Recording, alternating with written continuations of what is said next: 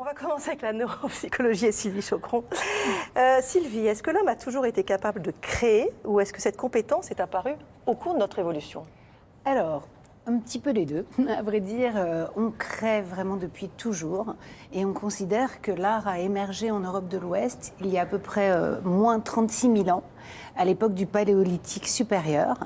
Et donc, effectivement, on devrait peut-être avoir une image.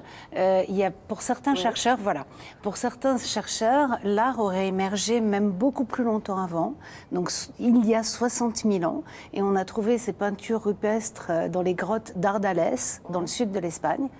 Mais en réalité, ces données ont été un petit peu contestées et on reste maintenant sur cette idée de moins 30 000 ans. Alors on va peut-être voir à l'écran voilà, la Vénus de l'Ocel, qui est une des premières œuvres d'art qui a été trouvée en Dordogne. Et qui daterait de quand?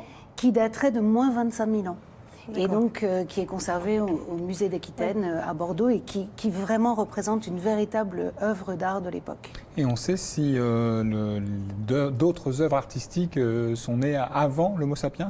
Alors, beaucoup de chercheurs pensent que l'art a émergé avec Sapiens, mais en réalité, il se pourrait très bien qu'au moment où les grands singes se sont séparés de l'homme, des hominidés, le fait d'être bipède, de se redresser, de regarder différemment, d'utiliser ses mains différemment, toutes ces modifications, donc perceptives et motrices, auraient pu en fait être à l'origine de la créativité chez l'homme. Et puis aussi, il faut bien imaginer qu'autant on était des chasseurs et des cueilleurs, tout notre temps a été occupé à se nourrir.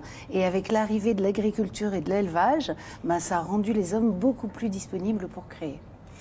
Est-ce que la créativité est ancrée dans la nature humaine, en fait? Alors, on pourrait dire que vraiment créer, c'est le propre de l'homme. On va en discuter après. Il y a toute une discussion sur est-ce que l'animal peut créer. On va en parler.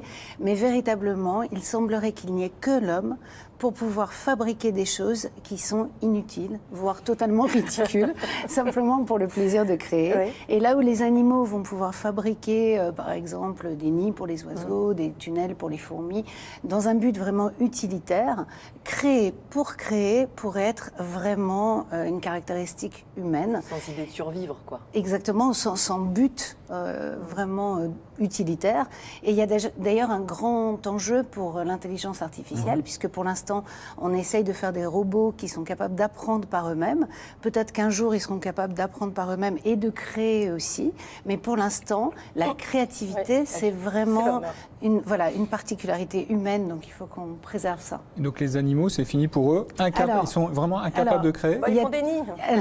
Alors, au-delà des nids, vous avez tout à fait raison, Régis, il y a des animaux dans l'histoire qui ont été de véritables créateurs. Alors, toute la question est de savoir s'ils étaient artistes. Alors, on voit ici à l'écran Congo, qui était un singe qui, dans les années 60, peignait véritablement. C'était son activité. Donc, on l'appelait même le Cézanne des singes. Et là, on voit une de ses œuvres. Et on dit même que Picasso, Dali et Miro auraient acquis des œuvres de Congo. Donc, Congo était peintre. Plus récemment, il y a quelque chose de plus étonnant. Donc, on va sans doute voir une vidéo. Il y a une éléphante en Asie. Je ne sais pas si vous avez vu la vidéo, parce que la vidéo, c'est vraiment transmise de manière virale. Donc, on la voit faire son autoportrait.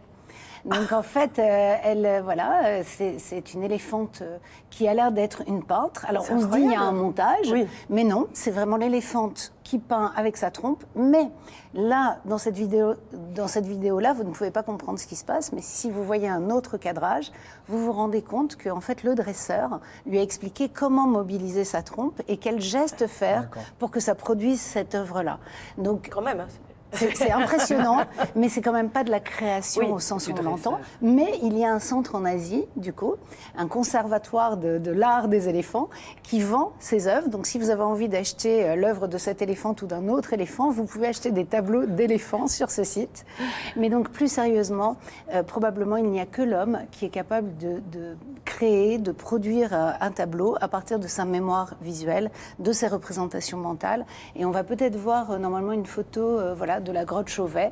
Donc il n'y a pas d'animal qui soit capable de reproduire des éléments figuratifs comme des animaux ou autre chose, à partir de sa mémoire. Donc il se pourrait que ce soit quand même le propre de l'homme.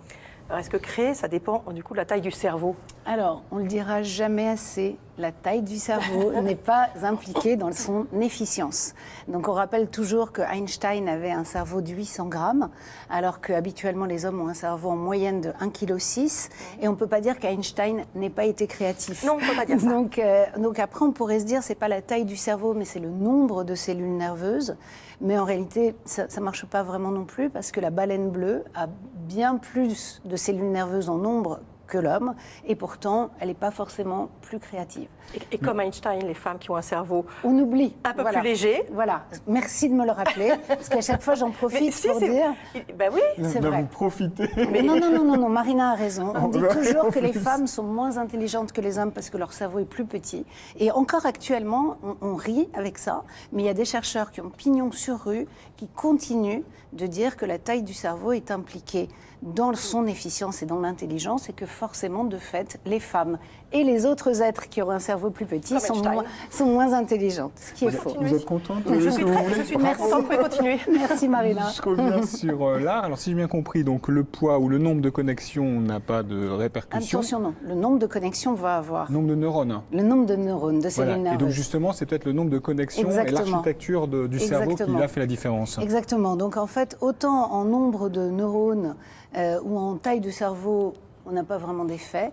Mais ce qui pourrait vraiment différencier l'homme du singe en particulier et des autres animaux, c'est le volume des connexions entre les différentes régions cérébrales. Et donc on pense que fonctionnellement, et du coup aussi morphologiquement, le cerveau s'est modifié pour aller vers un nombre croissant de connexions, donc de relations entre les différentes régions cérébrales qui vont nous permettre des comportements complexes et la créativité.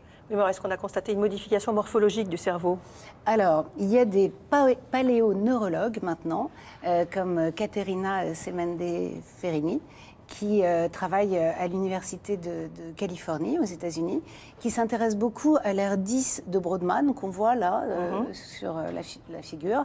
Donc, cette aire 10, elle est dans le cortex préfrontal, qui est une région qui nous permet d'organiser, de planifier, d'avoir des comportements vraiment très complexes, qui pourraient être impliqués dans la créativité.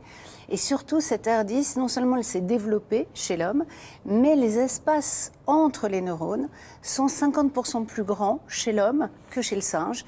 Et ces espaces, leur rôle, c'est de laisser passer justement les fibres qui vont associer les différentes régions. Et donc on pense que véritablement, la créativité est associée à plus de connexions, plus de relations, de mise en relation entre les différentes informations qui vont permettre l'émergence de l'art. Donc la semaine prochaine, on verra ce qui se passe vraiment dans notre cerveau quand on est en train de créer. D'accord. Voilà. Merci. Je reviens juste sur le cerveau, si on peut remontrer. Donc l'air 10, en fait, effectivement, c'était une coupe de cerveau. Je ne sais pas si on peut le revoir. Voilà, ça, donc ça, c'est une coupe du cerveau. Le front, et le ça. 10, c'est le front. Hein, Exactement. Au niveau Donc c'est front vraiment devant. dans le cortex préfrontal. Voilà, vraiment. Merci beaucoup. Merci.